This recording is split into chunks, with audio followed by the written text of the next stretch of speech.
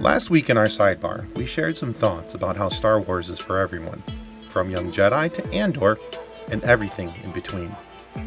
It's worth noting that for the sake of this discussion, I'm a lifelong Star Wars fan who first saw Return of the Jedi in the theater when I was around 8 or 9-ish, and I've been hooked on Star Wars ever since. And being so, I am very familiar with the emotional roller coaster that fans often experience with Star Wars and the direction it takes.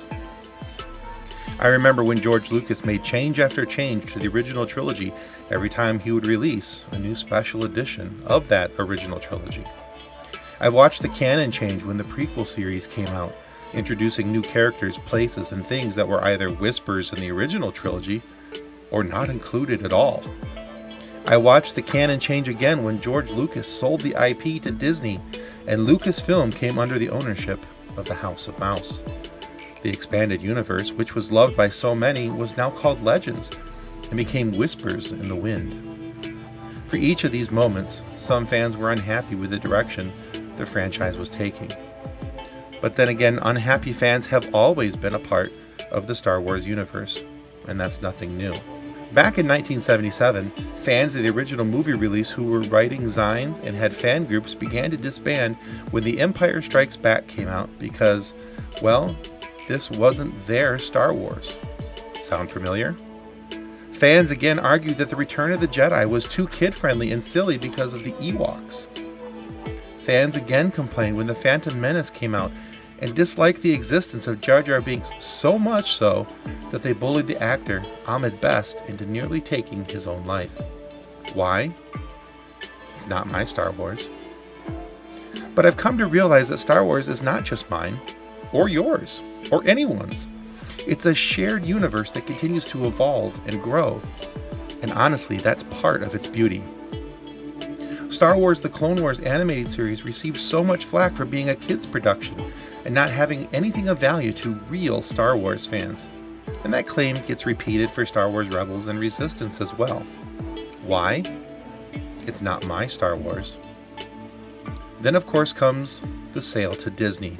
The introduction of a new sequel trilogy with new characters, places, and things that hadn't existed, but would somehow tie into the story of the original canon. Rey, Finn, and Kylo Ren were all met with similar dislikes. Rey was called a Mary Sue. Finn was racially attacked because he was a black stormtrooper. And Kylo Ren was never as good or never as cool as Darth Vader. Why? Because it's not my Star Wars. But is Rey a Mary Sue? Absolutely, sure she is. But then again, so is Luke Skywalker. Rey is a mirror of Luke Skywalker in nearly every way, except she's female, and has more on-screen training time than Luke ever thought of getting. So why was it okay for Force-sensitive Luke Skywalker to be able to open himself up to the Force and have all these powers come flooding in? Because he was a boy? Sadly, for many who make this claim, that's what it comes down to. And if you doubt that, please look at what Daisy Ridley went through from some of these fans before The Force Awakens even came out. And let's look at the racism sent in the direction of John Boyega, who played Finn, and Kelly Marie Tran, who played Rose. John was bullied and endured racist taunts and internet comments and posts because he was the first black stormtrooper. No other reason. He was just a black man in a white plastic suit. Kelly Marie Tran was bullied because she was Asian, and people didn't like her Asian character. Sure, they tried hiding their hoods under the claim that she's a poorly written and poorly acted character. People also used to make that same claim about Hayden Christensen during the prequel era. Oh yeah, he was bullied too. These folks are hired actors, just trying to do the job they were hired to do in the way the directors hired them to do it. And then if that wasn't enough, the vitriol of the fans turned to Kathleen Kennedy, who is the current president of Lucasfilm. From the outset, from the announcement of her name, there has been hate. Claims were made that she didn't know what she was doing or didn't understand movies or television show making, a claim I still find hilarious.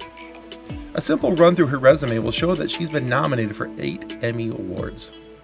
And that she has been part of some of the biggest movies ever made, like E.T., Indiana Jones, and the Temple of Doom, The Goonies, Who Framed Roger Rabbit, Back to the Future Parts 2 and 3, Jurassic Park, Schindler's List, and really, I could just keep going and going and going.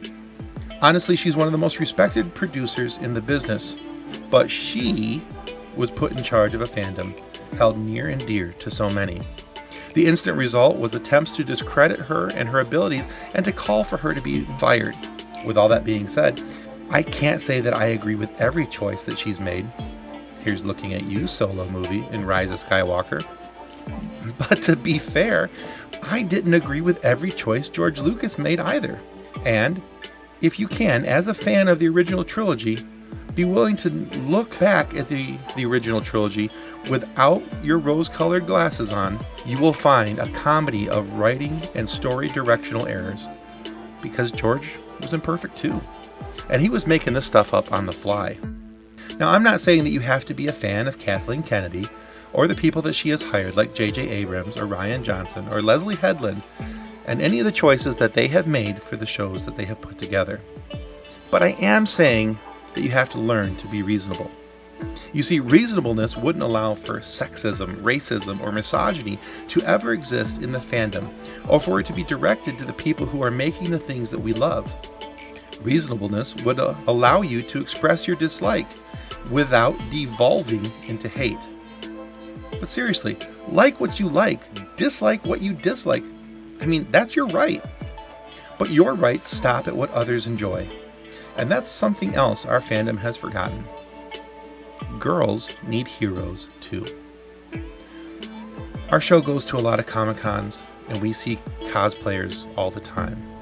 And seeing those cosplayers in their Rey Skywalker cosplay warms my heart. It reminds me that these girls and women have found their Han Solo. You see, Han has always been my favorite character, and I look forward to seeing him in all forms of Star Wars media. Rey Skywalker, Hera Syndulla, Ahsoka, all these great female characters do the same thing for so many young women. And why shouldn't little girls have someone to look up to and be excited for them to be in the next show, book, or video game like I have been my whole life with Han Solo? What it comes down to is this. If it's not your Star Wars anymore, that's fine.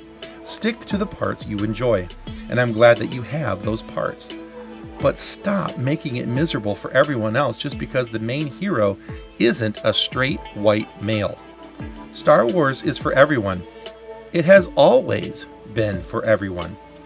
And if for some reason you think Star Wars is only woke now, you're in for a real treat when you find out what the story implications of the original and prequel trilogies were. Let's just say that Star Wars has been woke since 1977.